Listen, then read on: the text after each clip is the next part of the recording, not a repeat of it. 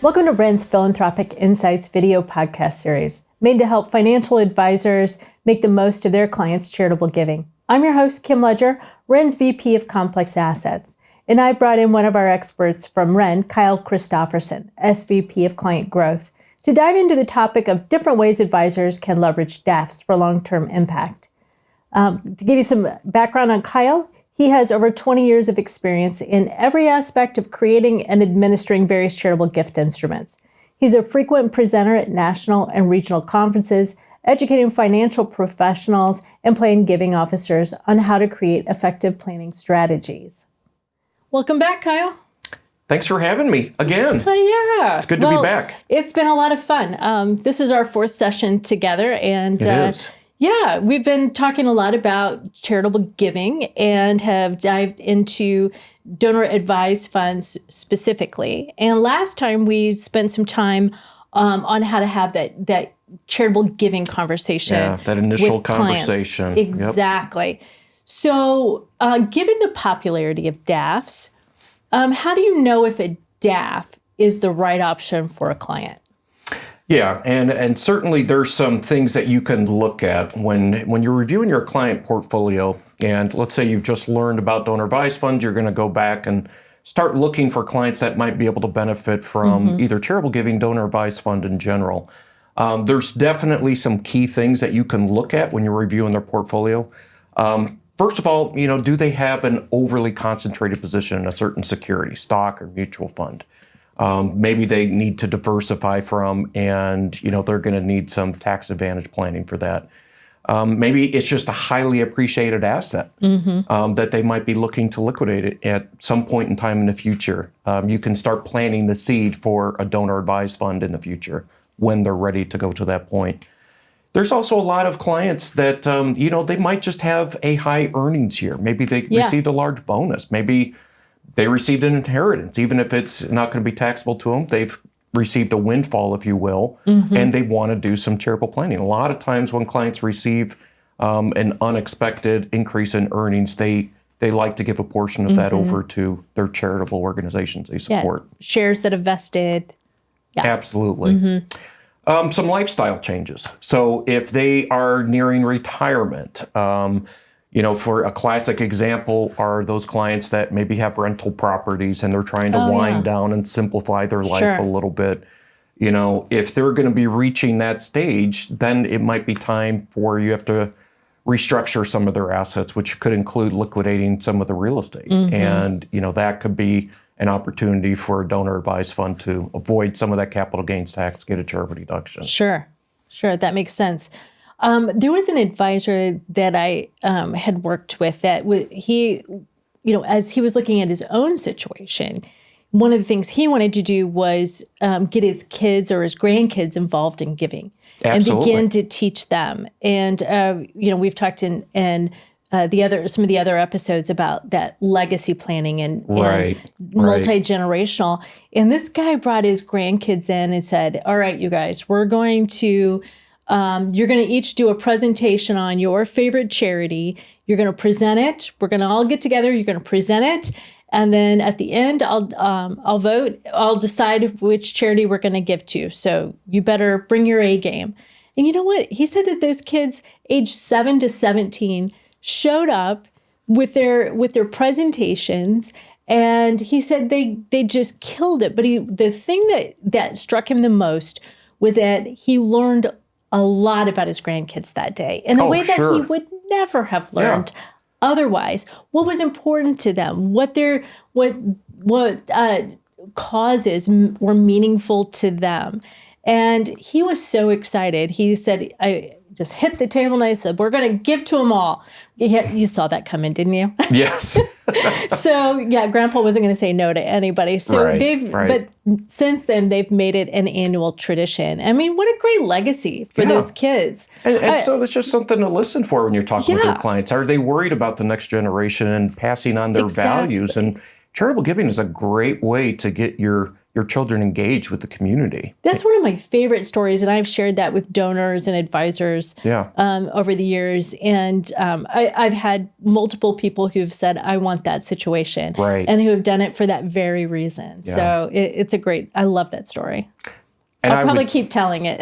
I definitely would. And there's some great stories about that with parents and their children and how they've given them a certain amount to grant out to charitable organizations. I would say the last thing that I would talk about is, looking for those clients that are giving a lot to charity, maybe very frequently. Are they giving large sums every year on a regular basis? Are they giving very frequently? Because a donor advised fund could be an opportunity for them as well. Yeah, that's a great point. Make life simple, Absolutely. As we talked about before. Streamline your charitable giving. So are there any creative strategies for using a DAF? Yeah, and there's a lot of great strategies that you can utilize with the donor advised fund to help provide some financial and tax advantage benefits to your clients. And a lot of them are financial tax advantage planning, but they could be some the emotional aspect and the charitable giving aspect as well.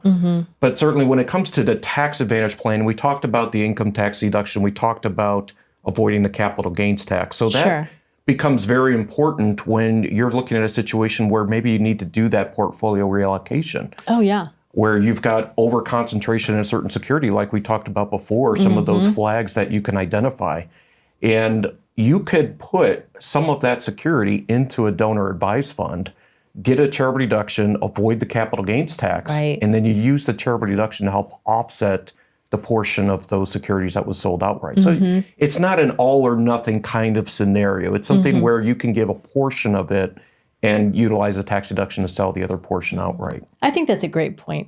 Yeah, it's not an all or nothing. It's not an all or nothing. And that's a very frequent question that we get a lot of times. I think another important one as well as it relates to tax advantage planning is, the Roth conversion. Are you converting from, a traditional to a Roth? Well, there's going to be a large taxable event. So one of those high income years you mentioned. One of those high income years. And that's a perfect example of what could trigger those high income years.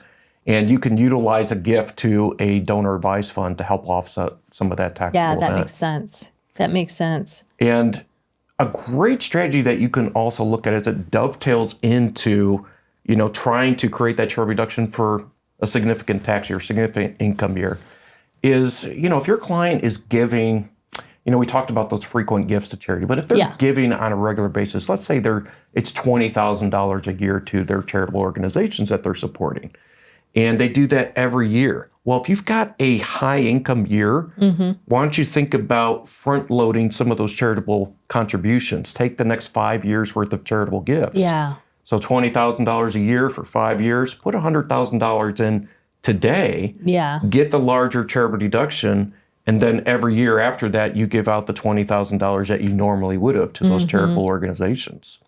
And that's benefited a lot of clients to help offset some of those high income years. They call that bunching, right? Bunching. That's what is when you hear that term, is that what they're talking about? Bunching strategy. Yes, absolutely. And it also has an additional benefit, not just for the high income earners, but also for those individuals that can't get above the standard deduction threshold.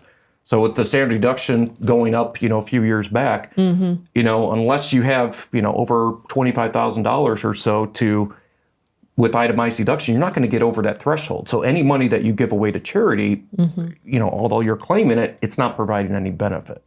So that bunching strategy that we just talked about is a great way to be able to,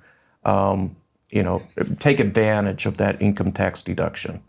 In addition to tax strategies, are there other ways that, or strategies that you can use a donor advised fund? Yeah, there was a, very popular one is also, let's say, a scholarship. Yeah, we get a lot of questions about scholarship funds. We get a lot of questions about that. And, there's a lot of clients out there that want to support their university. It could be even a private school that they grew up with.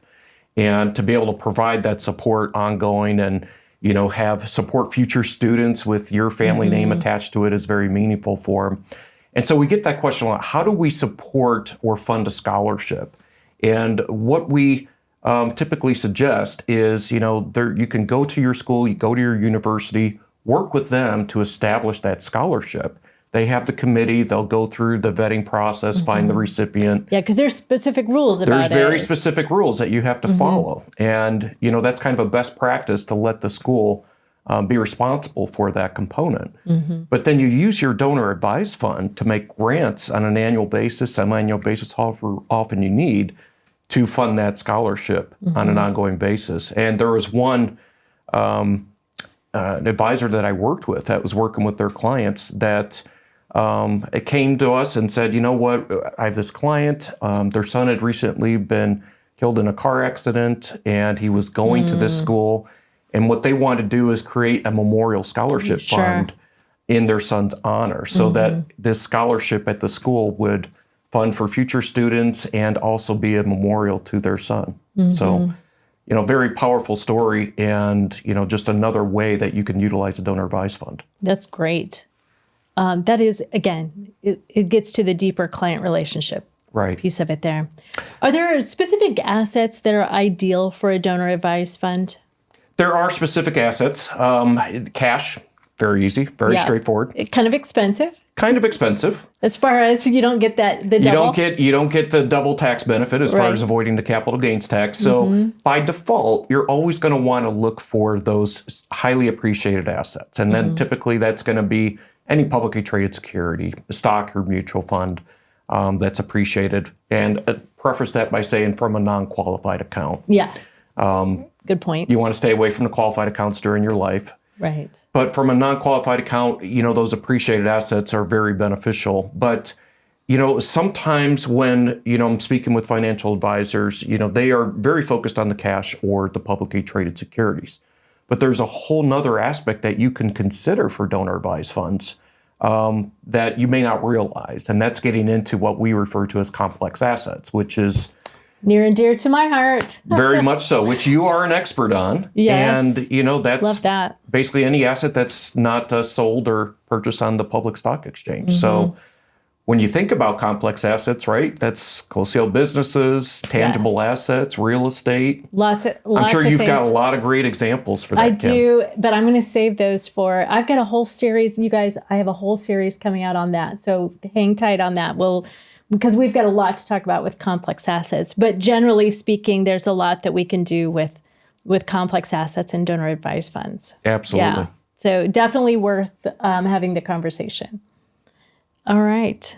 Well, thanks so much, Kyle, for joining me again today. And my pleasure.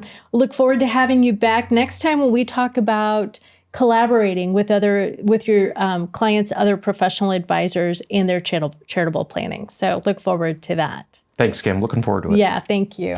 Thanks for watching, or if you've tuned in via podcast, thanks for listening. If you want to learn more about Ren and how we might be able to help with your philanthropic program needs, visit reninc.com or email us at consulting@reninc.com. We'd also love to hear if you have questions or topics about plain giving you want us to talk about. And of course, hey, don't miss the great information we have in our Advisors Philanthropic Insights newsletter. Sign up at reninc.com/advisor insights. Find all the links mentioned in this show in the description. And you'll find expert tips daily on our social channels. Check it out. Until next time, I'm Kim Ledger. Give wisely.